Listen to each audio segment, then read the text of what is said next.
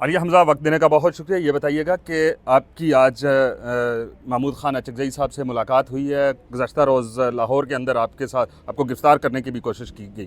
ایک تو یہ بتائیے گا کہ آپ کس طرح یہاں پہ پہنچی، اور پھر محمود خان اچکزئی صاحب سے جو ملاقات ہوئی ہے کن امور پر تبادلہ خیال کیا گیا؟ بسم اللہ الرحمن الرحیم. ایاک نعبد و ایاک نستعین.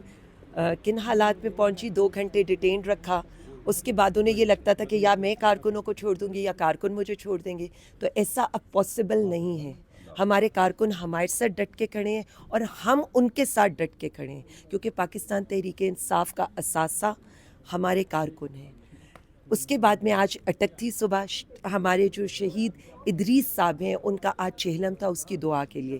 پھر میں انیس ستی صاحب کے گھر آئی، اور پھر ظاہر ہے میں نے ایک عہدہ سنبھالا ہے، اور یہ ہمارے ساتھ تحفظ آئین پاکستان کے سربراہ کے طور پر ہیں.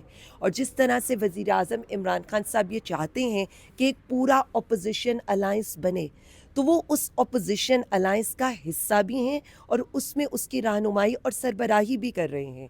8 فروری کو ظاہر ہے سب کے مینڈیٹ کے اوپر ڈاکہ پڑا ہے، اور یہ ہر اپوزیشن کیا ہر پاکستانی کے لیے یوم سیاہ بھی ہے. یوم سیاہ اس لیے کہ یہ جمہوریت کے لیے یوم سیاہ ہے. آپ نے عوام کے مینڈیٹ کے اوپر، عوام کے ووٹ کے اوپر شب خون مارا ہے.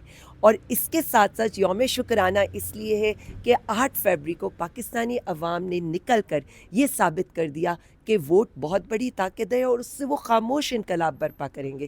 تو ہم ووٹرز کا شکریہ بھی ادا کریں گے اسی سلسلے میں مشاورت کے لیے، آگے کام کرنے کے لیے، کیونکہ پنجاب میں بھی ہمیں اس اپوزیشن کو سٹرونگ کرنے کی ضرورت ہے.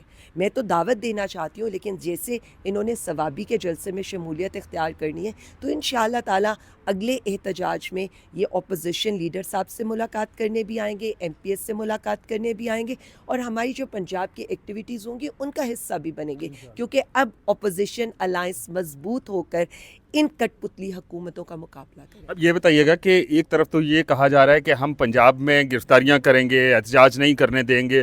اس صورتحال میں 8 فروری کو جو یوم سیاہ منانے کی آپ کی تیاریاں، یہ کیسے اس کو یوم سیاہ کیسے منائیں گے؟